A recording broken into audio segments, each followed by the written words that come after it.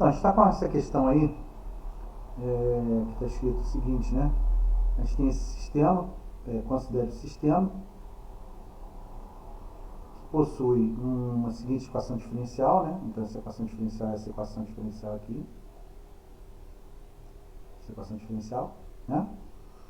E a gente precisa achar a solução dela, né? Para que eu encontre a saída dela no y50.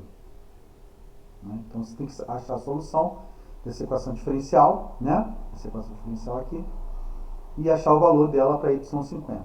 Sendo que, nessa questão, a gente tem condições iniciais, né? Por ser uma equação de ordem 3, a gente tem 3 condições iniciais, né? Tem ordem 3 aqui, ó. De ordem 3, então nós temos 3 condições iniciais, e ela também possui uma entrada exponencial, ok? Então, seguindo, a gente tem o seguinte: primeiro a gente vai transformar, né, as coisas, né? Primeiro a gente vai aplicar a transformada de Laplace para resolver esse problema, né? Então aqui a primeira a gente tem as condições iniciais, só quantificamos aqui, né? E fizemos a equação, a transformada de Laplace, né, a propriedade de transformada de Laplace, para todas as derivadas. No caso da derivada de ordem 3, a equação é essa, né? E aí, no caso, o resultado dá esse aqui, né? Observando que, devido às condições iniciais, a gente tem essa condição inicial, né? E essa condição inicial, que na verdade é o 1 menos 1, 1, né? Então, 1 menos 1, né? E 1.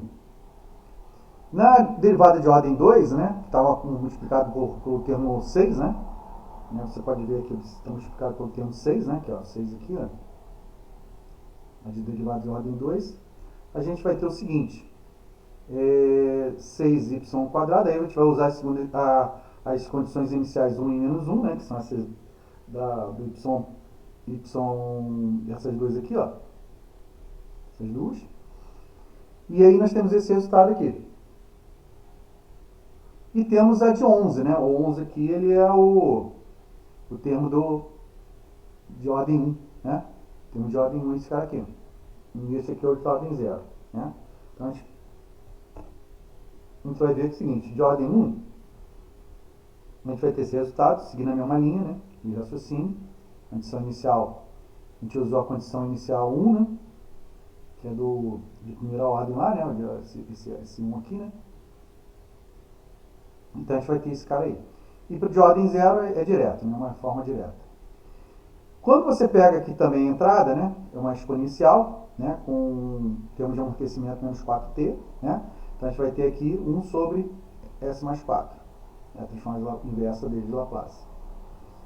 E aí, vamos juntar tudo, né? Fazer essa equação no tempo, né? Que essa equação aqui está no tempo. Essa equação está no tempo, né? E a gente vai passar ela para S, para transformar só a transformação de Laplace. E a gente vai substituindo todos os termos. Então a gente vai ter essa equação aqui, que pega o termo de terceira ordem, né? Que deu lá, só que o S3 aqui não saiu, né? Então, só colocando aqui, tem um S3 aqui, que não saiu. Mais S², né? Que essa equação aqui, na verdade, é essa aqui, né? Então, o S3 não saiu ali, né? Na transparência, mas no slide ali, mas você pode ver aí. As 6ys, né, que é o termo de segunda ordem, né, e o termo de primeira ordem, né, e o termo de ordem 0. E aqui é a minha entrada. Tá? Então, aí manipulando as equações, né, agrupando os numéricos, agrupando o que tem y para um lado e o que não tem y para o outro, né, então a gente agrupou todos os termos que tem y de S, né, e separamos ele dos que não tinha y de S do lado esquerdo, né, e mantivemos aqui a entrada que nós tínhamos. Então, agora jogando a nossa entrada para o outro lado, né? A gente vai ter aqui esse termo, que está multiplicado por y de S, e o que não tem y de S ficou desse lado de cá. Certo? Então, as raízes desse polinômio aqui, né? As raízes desse polinômio é S mais 1, S mais 2, S mais 3. Se você fizer as raízes dele, vai dar esse valor. Como também da equação desse S² mais 6S, eu vou ter duas raízes, que é o S mais 2, S mais 3. Então, agora, separando o polinômio, né, a equação de cima, né, essa equação aqui, ó, de cima, né, para uma equação de baixo aqui, né, a gente vai ver que, e separando agora, colocando os termos, né, os termos já fatorados, né, a gente vai ter isso aqui do lado esquerdo e do lado direito a gente vai ter esse cara aqui. E aí a gente faz o seguinte, a gente divide tudo que está do lado direito pelo que está no lado esquerdo, né. Dá licença, desculpa. Então a gente vai ter essa equação aqui, quando você divide tudo que está do lado direito pelo que está do lado esquerdo. A gente vai ter uma equação S mais 1, 1 sobre S mais 1, S mais 2, S mais 3, S mais 4, e um termo sozinho, isolado, que é 1 sobre S mais 1. E aí, para achar, separar isso aqui em frações parciais, né, ou teoria dos resíduos, eu vou ter que fazer nesse cara aqui, né, porque esse cara aqui já está pronto, né, esse aqui já está pronto, eu não preciso fazer nada nele. Então, eu só preciso fazer as minhas frações parciais desse elemento. E aí eu faço as frações parciais, né, e aí uso pelo método do limite ou método de substituição, né, o termo em A, que está o S mais 1, então eu substituo por o S por S menos 1. O termo em B eu vou substituir por S menos 2. O termo em C eu vou substituir por S menos 3. E o termo em 4 eu vou substituir, o termo em D, né, eu vou substituir por S menos 4. E aí, encontrando as frações parciais de cada termo, a gente achou aqui 1/6, menos meio, meio e menos 1/6. Né? Só que como a gente tem aqui uma raiz que é S mais 1, né? Essa aqui, ó, que é S mais 1, e aqui a gente deixou um S mais 1 aqui em cima, então ficaram duas raízes. Ficou 1/6 de S mais 1 e outro 1 sobre S mais 1. E depois continua, né? Meio de S mais 2, S mais 3, S mais 4. E aí soma esses dois elementos aqui, vai dar 7/6 sobre S mais 1, né? Aí meio disso aqui, né? E aí vai.